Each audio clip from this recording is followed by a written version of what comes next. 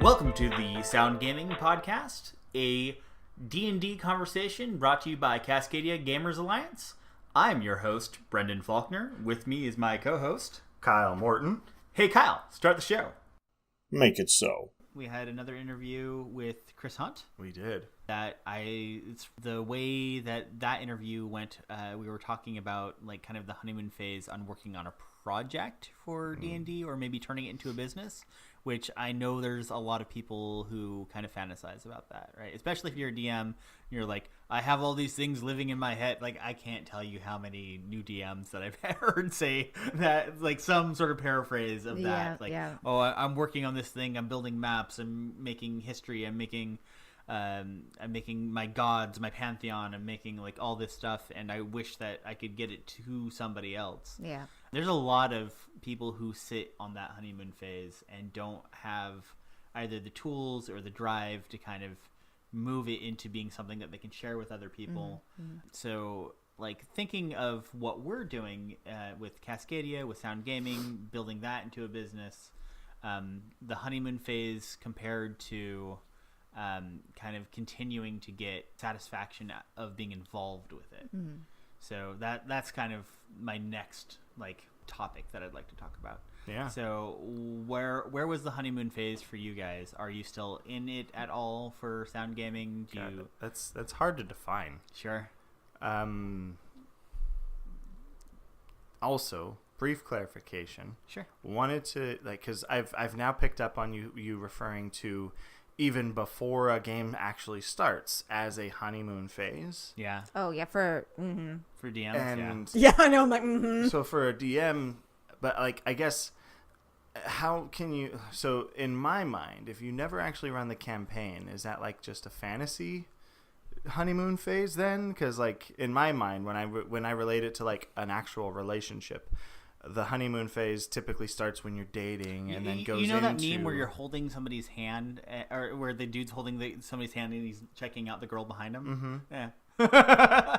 That's exactly what it is. I'm in a campaign right now. I'm thinking about that other campaign that I haven't started yet. I'd call that like... It's not cheating. No. Per se. But it's not... I wouldn't say that's a honeymoon phase either. Sure. Like, when I think of a honeymoon phase, yeah. I think you've decided to try something, and now it's the beginning of that. But it can also be, like, for a DM who is sitting there prepping for a campaign that they don't even know if they'll be able to run or not. Like, they don't know if they'll have the players to run it. At that point, you're in the honeymoon phase with the campaign itself. Yeah. Sure. Okay, so it can't say with concept. the product. You're in the honeymoon phase with the product. Right. Whereas when you actually do get to play it, if you actually get to play it, then you're in the honeymoon phase. And it extends out. Like, you're in a honeymoon phase of your relationships with the players, right. with like getting that, like when you put a hook down and a player bites on it, like that's an immediate gratification that I would liken to a part of the honeymoon phase. Yeah, absolutely. Yeah, 100%. On that note, then, with CGA, God, I think the moment I found out that it wasn't CGA at the time, it was Tacoma D&D Group, Tacoma Dungeons and Dragons Play Group or something like that. Tacoma D&D 5e. 5e. Was it just Tacoma D&D 5e? Yeah. So I think that actually kind of led to an accidental confusion. I had posted something very, very early because the core campaign I was in at the time was also named Tacoma D&D 5e. Mm-hmm. So it was a little confusing. What? That's not a unique name? Yeah. So anyway, like my initial honeymoon phase was when I found out that there was a larger body of people all interested in the area. Sure. And that there was an event that I just missed. And I was like, God, I have to wait a month for the next one? Yeah, sorry. What is that? And so, like, I had it in my calendar. I was so excited. I interacted like nothing else. And before that next event, we got in touch about the campaign to run here. Yeah. And so that's really where it all kind of started for me, was like, dude, I'm going to get to host a different campaign. And that's kind of where my excitement not just for CGA, but I think that's really where my excitement for D&D as a whole also got like really solidified. It had already been there, but it was still kind of in a weird, am I enjoying this yet? Because at that time I'd been in like maybe 4 or 5 sessions with the other game, and we had barely gotten out of the initial concept in the main city by that point. Yeah. Like it took us an entire campaign to run from our starting points to that city. So like that, right? Like entire session, I'm assuming. yes, that's what I meant. Okay. An entire session to retrospect that. So to finally have a game where I got to be level what now? Yeah. And it was designed from the get-go to just be in your face. I'm speaking specifically about the campaign that Brendan ran for the one of the early generations of his current storyline. And he had just the concept that was when he had talked about wanting people to like his hook. Well, his hook, line, and sinker on that one for me, and I really enjoyed it. And he did it in a special way. I remember this because he had reached out and just asked me what excites you about playing. And I guess I had the right answers because he was like, yeah, okay, cool. I'm going to have you meet the other players. And so that was it. That was really the start of the honeymoon phase for at least CGA for me. Yeah, and I think like taking the time to kind of generate that with your players is a really good idea. Like when you're starting out, take the time to listen to what style of gameplay that they have. Take the time to kind of get that feedback. Like that's gonna do nothing but grow for both of you at that point. Yep. Stephanie? The honeymoon phase for CGA? Yeah. You've had like 5 minutes to think about it. Come on. I know, and I still am really... I don't know, you guys. I think I know where it was for you, honestly. Where? Okay, you say it then. Okay, well, like, you have a gratitude journal about the moment. Oh, well, yeah. But that was the very start of it, though. Yeah. Like I'm trying to think of, like, when did it... It's sour. Stop being not sour. That's awful. I think I get the honeymoon phase with each new project that we work on, though. Oh, really? Like, whereas instead of like CGA as a whole going through a honeymoon phase or whatever, it's each project I get a little bit of it. Like when we said, hey, let's do a podcast, I was like, you guys should do that, and I'm like cheering you guys on. I thought you were going to be like, no, absolutely that's not. That's stupid. You guys stop it. No. Yeah, like that's what I was expecting. Yeah. Like I was excited for it. Brendan had pitched it, and I was like, I'm kind of excited about this, but like I was Stephanie waiting for say? Stephanie. She goes, do it. I'm like, all right, let's do this. Mom said yes. That was almost similar, yeah. Yeah, so, no, because I think it's like, I think I have it for each project or each, whenever we come up with a unique idea for a social or a unique idea for a one-shot, I'm like, I go through the honeymoon phase for a couple of days where I'm like, this is the best thing ever. We're going to be so awesome. And then I have to start working on it. And now I'm not in the honeymoon phase anymore. I'm in I've got to organize this. I've got to have my notes down. I've got to work on this. Mm-hmm. Right. So that leads to the second half of the question, which is how do you continue getting enjoyment while you're going through the work phase of it? Constant new projects. No, yeah, well, yeah, no. Well, I can give them to you if you really want. We know that Stephanie likes to organize things. And she gets a little bit of a high off of, Word and Excel, as weird as that sounds. I really do, though. So I actually do enjoy editing and making things look gorgeous.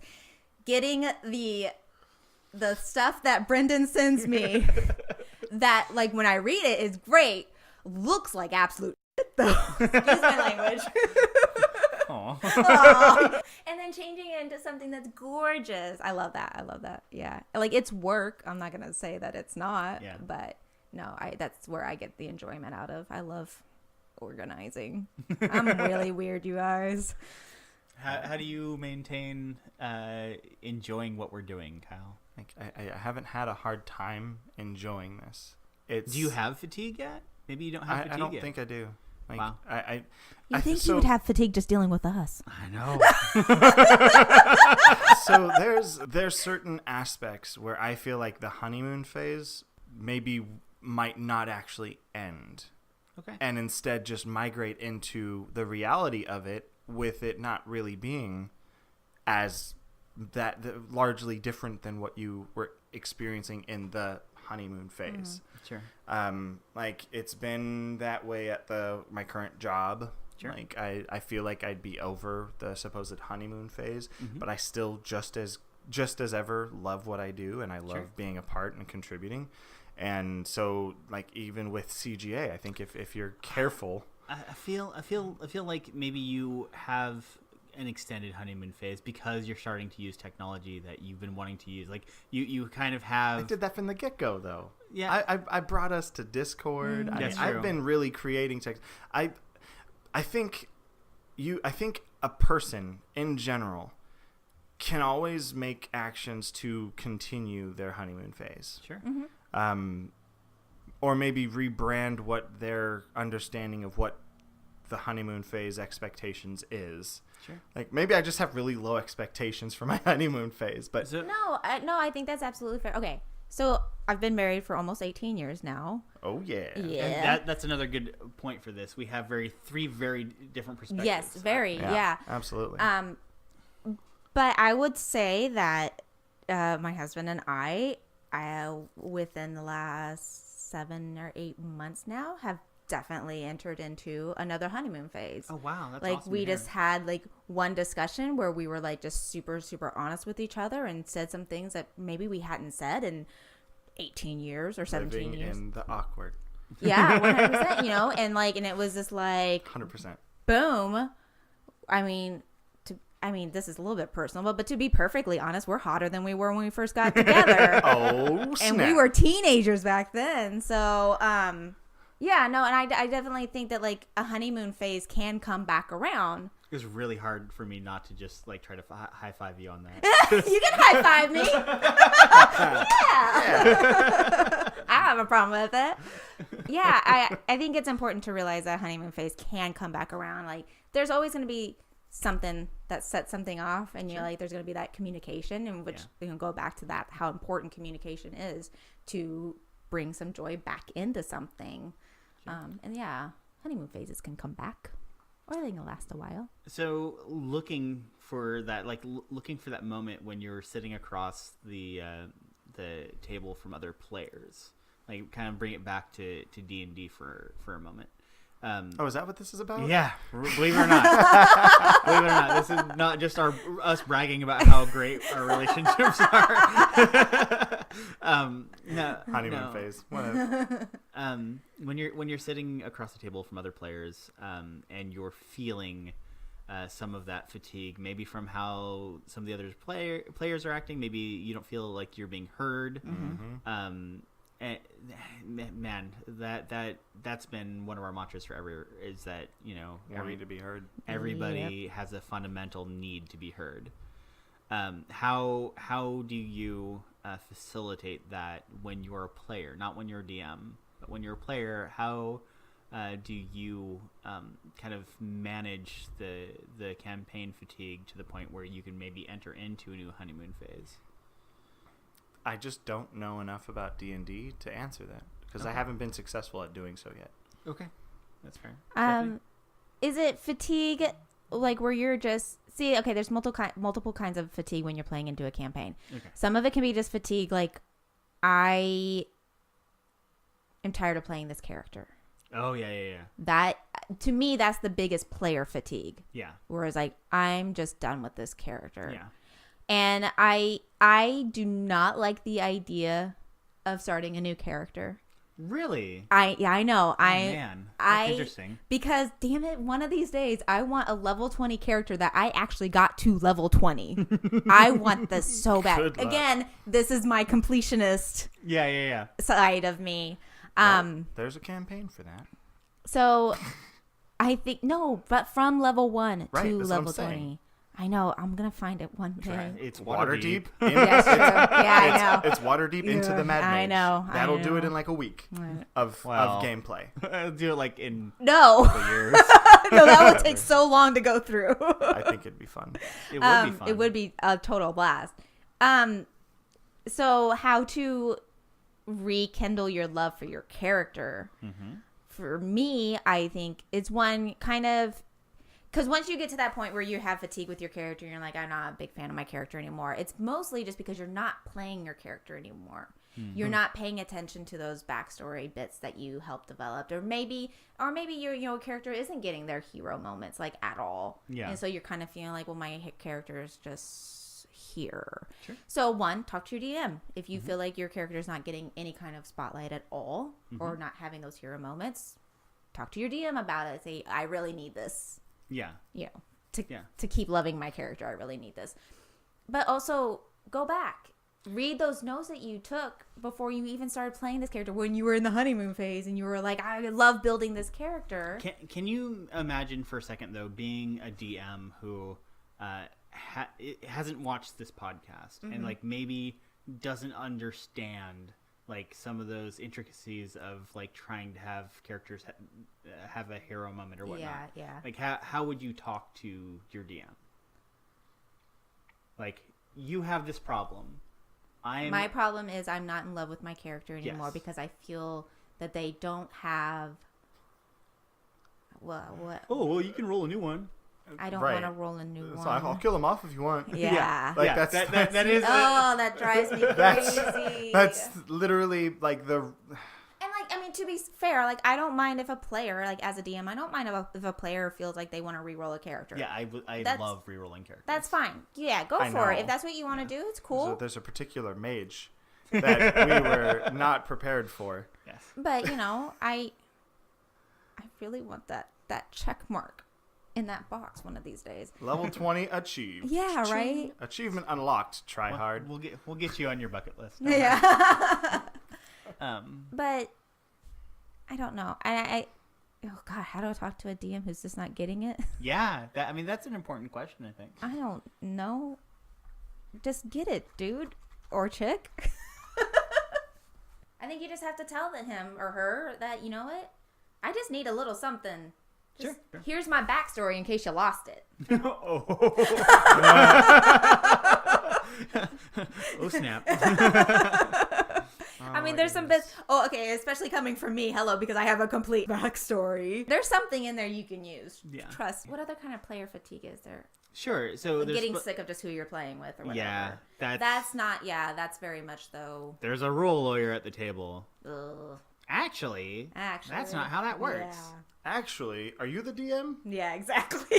Okay, I'm but sorry. maybe See? not being confrontational at the table. Is But not here's what the we're problem: trying is to that encourage. Stephanie is very that wasn't being confrontational sometimes. That was reminding them that they're not the DM. Actually, They can rule lawyer all they want, but I'm going to ignore them. Sure. Until the DM tells me, I think he's right, and in this position, I'm going to go ahead and go with it. Yeah. But, okay, I need to tell a brief story about the same group of people who made us backlash for 3 sessions just to go check on a city that was fine, which ended us in a war between orcs and hobgoblins. But that's a whole nother story. Sure. There was one time where somebody had reminded the DM that during XYZ situation that was so niche to the very specific situation we were in, it would have really taken somebody to read back, like front to back on a specific story. And they reminded the DM, I think he gets disadvantage on this roll. Mm-hmm. And I failed the check because of that. Oh, that's rough. Yeah. And the DM was like, you're right. Go ahead and roll again. And I saved the first time, failed the second time. I hate it when players backstab other players like that. Like, they're not intentioning. I know that they don't mean it. They want to play by the rules because that's their head. But sometimes I'm like, you shouldn't have said anything. Thanks. Yeah. Right. Like, when in doubt, shut up. We now get to introduce you to our final interview for this trilogy of honeymoon phase discussions. Curt Davis, the father of our fellow admin and co-host, Stephanie, has been playing Dungeons & Dragons since the beginning. and we get to dive into his awesome stories and advice. Enjoy. Hey guys, this is Brendan with the Sound Gaming Podcast. With me is Curt. Why don't you give us a quick introduction of? Okay, Curt Davis. I'm Steph's dad. Right now, I'm working for the post office, retired Air Force. What else do you want to know? Been playing D&D for 40 years now. That's amazing. We love hearing stories of people who've been playing the game for a long time. How did you first get your start? Let's see. I guess it was in college back in 78. Wow. Actually, me and the guy who ended up DMing for us, we just happened to meet. We were looking at the same box of D&D and struck up a conversation, and that's sort of how we Sure, like basically like a meet cute at like a local gaming store. actually local bookstore. Sure. Actually where they sold all the textbooks. Oh, okay, cool. That's an awesome beginning. Like I love having those kinds of chance encounters, just kind of out in the wild when you see somebody else who's interested into what you're interested into. So we're actually doing a podcast. We're doing a kind of a series of interviews for it, and what we're talking about is kind of the honeymoon phase of when you're planning a campaign, and then kind of moving on into sort of the relationship phase of continuing to get enjoyment out of that campaign while you're playing. Because we found that after starting, sometimes you get a little bit of what I call campaign fatigue, where you're putting a lot of work into it and maybe things aren't quite going right, and you kind of get that exhaustion of playing, and kind of just how to maintain enjoying when you're DMing or as a player for a game that's going on for a long time. We found that in 5th edition, most campaigns run to maybe 10th level, if you're lucky, maybe 15th level. So we had heard that you had just successfully done a year-long Curse of Strahd campaign. Is that right? Yeah, we just finished that up probably, I want to say 6 months ago. It probably was about a year and a half because of the way we get to meet.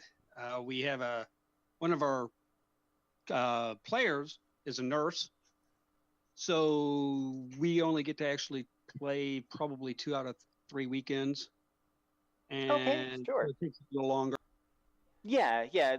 Getting to get people on the same schedule is a struggle of every DM and probably every player out there. I can completely relate to that. Oh, that's okay. I was saying, yeah, that's a very huge thing, is getting everybody's schedule to see.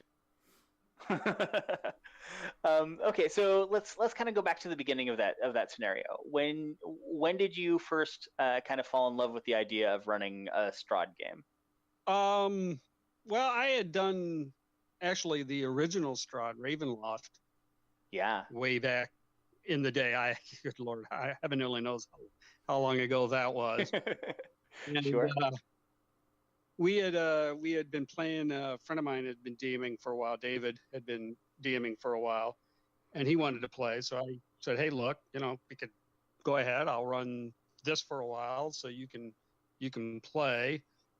And I had always loved the Strahd scenario, so Sure. I picked that up and ran with that. So you had always loved the Strahd scenario. I'd like you to maybe expand a little bit on that. What do you love about playing with Bavaria and kind of the whole realm of Ravenloft? Like what is your attraction to that? I think it's more the character himself. Sure. He's being a villain, but he's got so much. You can feel a little empathy for him. He, as evil as he is, he's doing it out of a very warped, I guess, sense of love for his. Well, I keep lifting off my button here. A sense of love, a very warped sense of love for I guess it's I'm trying to think how to put this. Basically, what it ended up being his brother's wife. Right. It's sort of a different setting. It's a different feel. It's a very dark setting. I don't know if that says something about me necessarily. Well, it's a pretty popular campaign, so I don't think it's an indictment at all. God, I hope not. Okay, so you're attracted maybe some of that gothic horror. You like the human connection that Strahd had to one of his victims. Victim is kind of a loose term there, but you see some of the empathy for the villain. Is that right? Yeah, that would be it. Sure. Okay. So, going from that first moment where you're like, I have this nostalgia for this character. I played with him before. I like to see where that story goes. How did you start planning for that campaign? Like, what are the kinds of things that you do as a DM that make you feel like you're ready for your day one session? Holy cow! A lot of reading. Sure. getting to really know the material. Mm-hmm. Biggest problem I think I had was the amount of characters we had running through there. Oh, okay. Did you have kind of a large group? Well, at the time, yeah, our group was we had 7 characters actually running through it. Oh wow! Yeah. Our normal 5, and we had 2 extra. One being one of our regulars' daughter wanted to play for a while, and she's, oh gosh, how old was she? She was 12 at the time. Mm-hmm. And so trying to get out to work for 7 characters, which that's actually kind of an interesting throwback, because I think that's about the same age that Stephanie started playing with you, right? That's about right. She was about 11 or 12 years old when she started. Sure. So there's a couple of terms that people nowadays like to throw around. One of them is immersion. Do you use any materials? Are you more like a theater of the mind guy? Do you use minis or props? Oh, we do use minis. We use especially for fights, battles. We use a mat for that. Actually, David ended up getting some tiles that we were able to use that you could draw on. And they erased really nicely, very easily. Nice. That had a grid on them, which was really cool. Then the minis. I don't really do a lot of the music, that kind of stuff. Sure. Try to make it a little darker. Of course, that's a little hard to. It makes it a little hard to read if it's too dark. Right. Right. I've actually seen some pretty cool pictures of people online, like just laying out a bunch of candles for when they're doing the Tarot card readings. I don't know if that's something that you've seen, but I feel like it adds a nice ambiance. Yeah, I actually have seen that. Unfortunately, with a lot of kids running around, because there's. Oh, right. Yeah, we have now it's even more, but at the time there were, I'm going to say 1, 2, 3, 4, 5 kids running around. So you sort of got to be careful of what you've got. Sure. That's another thing to kind of think about. Like, there's not a whole lot of kids running around in the campaigns that I'm involved in, but yeah, it can definitely end up being an affair where you have to like kind of maybe think about planning for people's real lives kind of intersecting with the game. Is that something that you've ever had to struggle with? Not until recently. I mean, most of my groups, we've actually been either singles or very small families like me and Steph. Sure. But recently, with the group I'm in now for the last number of years, everybody's got kids. So, Gotcha.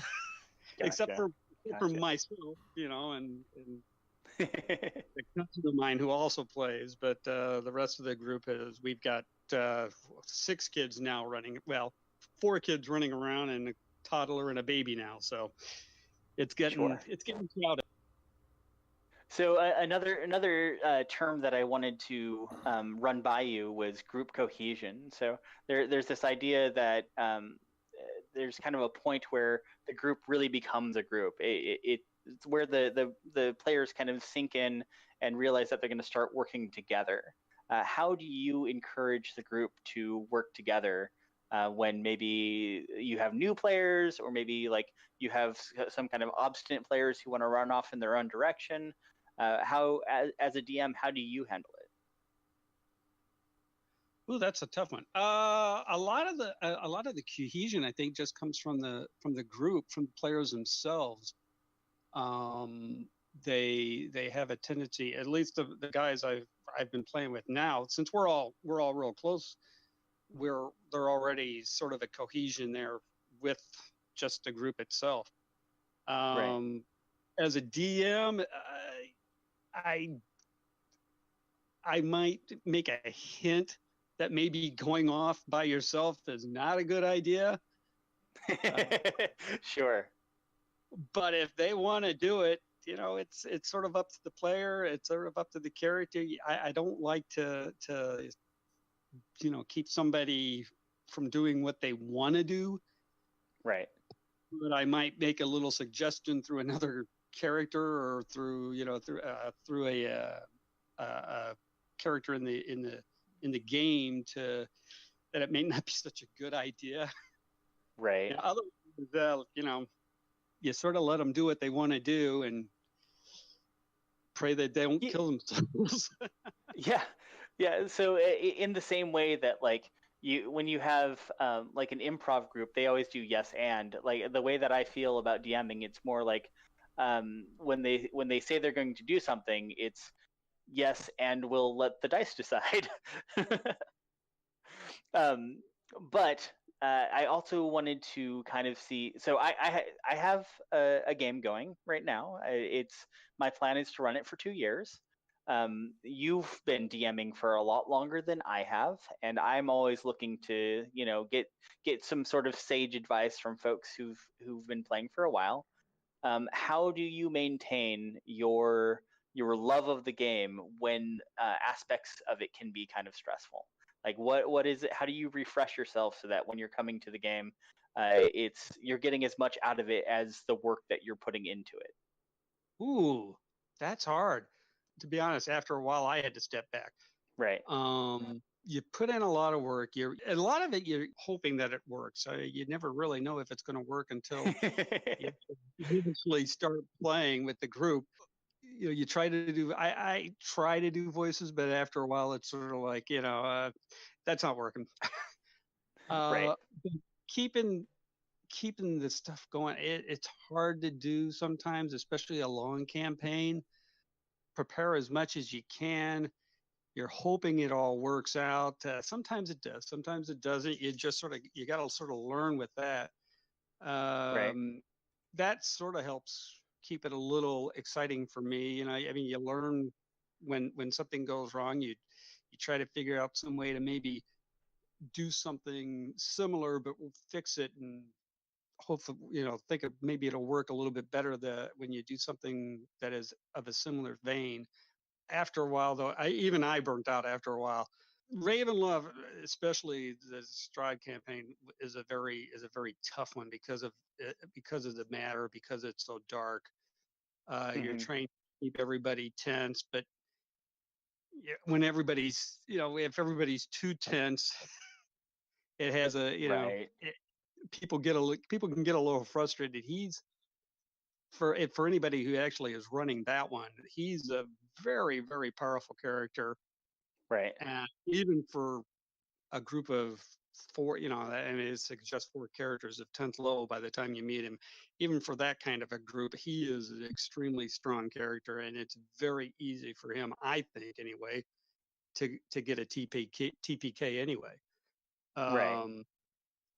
But yeah, keeping the excitement is a lot of. I think a lot of is what the party gets too. If they're enjoying it, that sort of makes it exciting for you too. Right. Um, I think that's the biggest thing right there. As long as everybody is enjoying themselves, that's where I get my enjoyment a lot of the time if I'm DMing. If I'm playing, if we're enjoying it and we're letting the DM know that we're enjoying it, that's Yeah, that kind of feedback is pretty crucial. Do you ever seek feedback from players? Oh, yeah, I have with our group. I've asked a couple of times. Okay, is it, how is this going? Are you enjoying it? Is there something I need to do maybe a little different? Mhm. One guy wanted me to do a Transylvanian voice. I told him that's not going to happen. Sure. I'm not going to go that way with Strahd. We're not going to make him Dracula.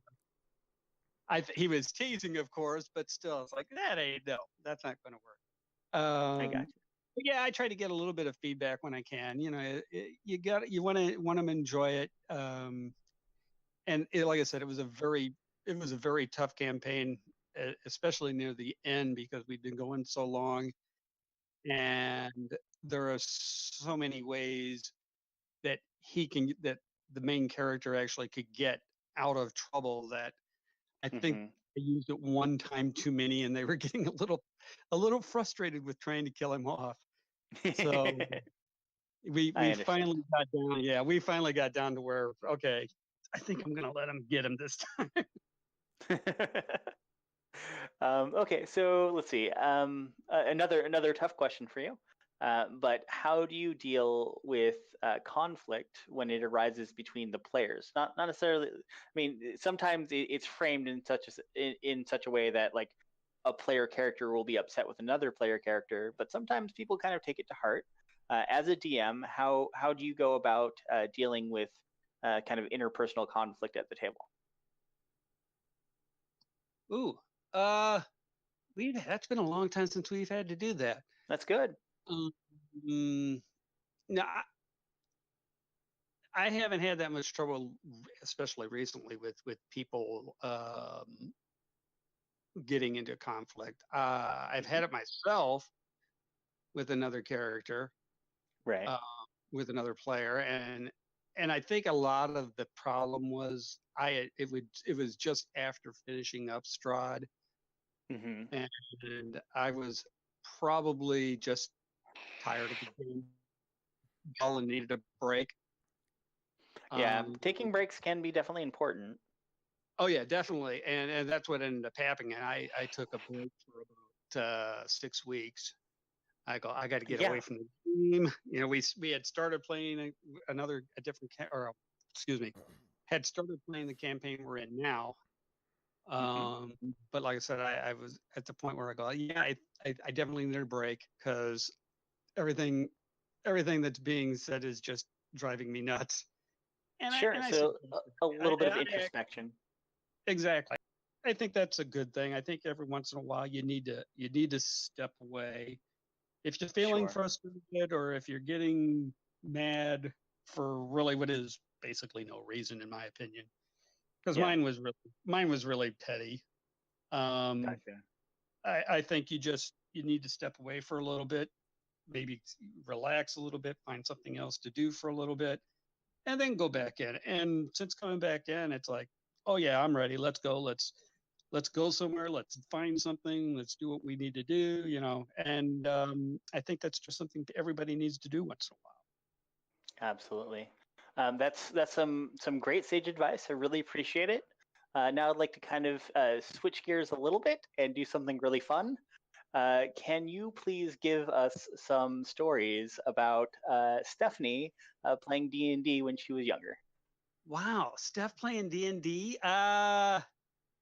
Well, most of the time, I mean, most of our group was my age at the time. I mean, if Hmm. you were Steph was 12, I would have been 33, and most of Sure. us were maybe a year or two older than I was. She actually fit in pretty well, which was really a surprise. Um, Steph doesn't ever, if you haven't noticed, take anything from anybody, and never has. Yes, Um, that's definitely true. we had a one of the guys I used to play with when we first started had made a comment, and like I said, you got him, and we sort of had to say, watch your mouth a little bit because I have a 12-year-old. Gotcha. But we couple of the players were arguing, and he said something of the suck my left cock. Steph looked at him and goes, "You have two?"